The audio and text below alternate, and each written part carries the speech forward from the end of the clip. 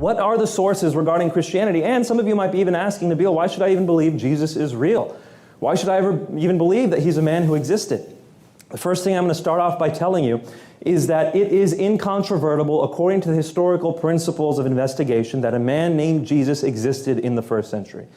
How do we know this? New Testament Studies uses its own special version of the historical method in order to prove this. It deviates from the normal historical method when they do things like cite the criterion of embarrassment, or when they present ad hoc explanations for why the Gospels are reliable history, like, inventing documents that we've never known to exist. They do the same thing to argue for a traditional view of Gospel authorship. They fabricate ad hoc sources that attest to Mark, Matthew, Luke, and John writing their respective Gospels. They also deviate from the normal historical method when they disregard evidence, like in the Pauline Creed, when Paul only ever cites Scripture and Revelation as the only ways that he knows of Jesus' death, burial, and resurrection. So, is Jesus and his resurrection incontrovertible? Sure.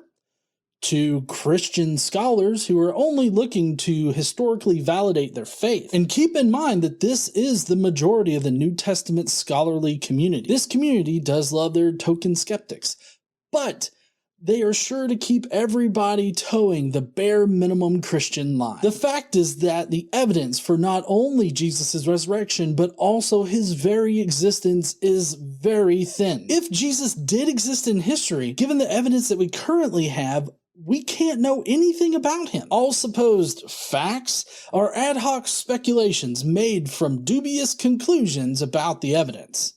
We have over 40 records of Jesus' life from ancient times, describing this man who is essentially a carpenter in Palestine.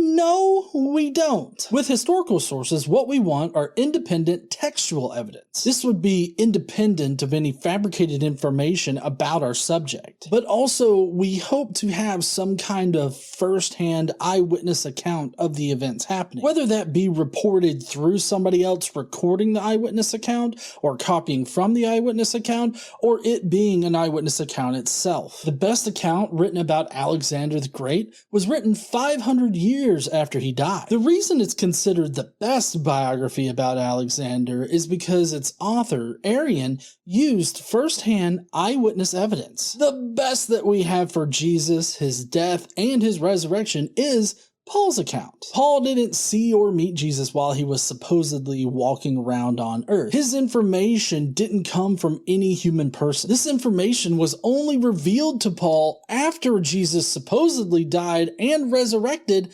by Jesus himself. Does this sound like good evidence to you? Something tells me that Nabeel is overstating the evidence that we have for Jesus. He didn't have much of anything. He wasn't a centrally important figure at the time, yet we have 40 sources that refer to him. You know who the emperor was at Jesus' time? Someone shout it out. Tiberius. Good. Tiberius was the emperor of Rome at that time. Now, this is a man who obviously we should have a lot written about. We can expect tons and tons of records about this man, can't we? The historical records contain Tiberius' name by 10 different individuals. That's it. 10 for Tiberius, the emperor of Rome, 40 for Jesus. You can see we have excellent reason to believe that this man, Jesus of Nazareth, lived and existed in the first century. I feel like this is a good time to stress how you should fact-check any claim made by any apologist, like Nabeel here, because his comparison is ass backwards. There are actually 43 references to Tiberius, and no first-hand account references to Jesus in the first 150 years after he supposedly lived. I'll have a blog link down below from Matthew Ferguson, who in detail goes over how wrong Nabeel is here.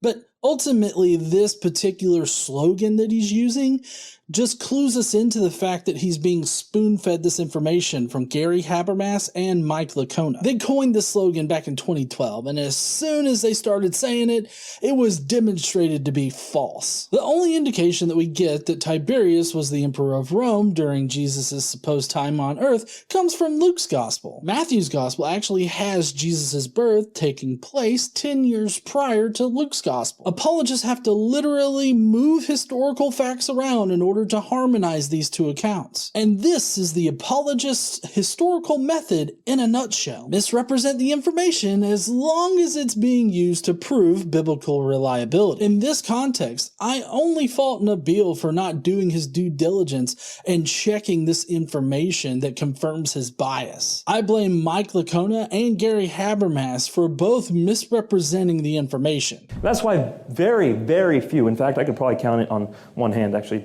I know of two, scholars who study the historical Jesus actually claim that Jesus never existed. And one of them is Bob Price, who most other scholars say is just not even possible what he says. So we can dismiss, just due to the reasoning and due to the lack of scholastic support, that this is actually the case. So Jesus certainly exists. Now, not a fan of Dr. Price or some of his pop-level work. I've found that he speculates a lot and he builds a lot of his conclusions off of shaky evidence. But that's the big difference between Nabeel's dismissal and my dismissal of some of Dr. Price's conclusions and claims. I have actual reasons to dismiss what I disagree with. Nabeel seems to only appeal to authority to dismiss his claims. I want to emphasize that you should have good reasons for dismissing a conclusion or claim. Just saying, nah-uh, isn't a good reason. Critically thinking your way through why you dismiss those claims and conclusions is the best way to go. And just so you know, since Nabeel gave this talk,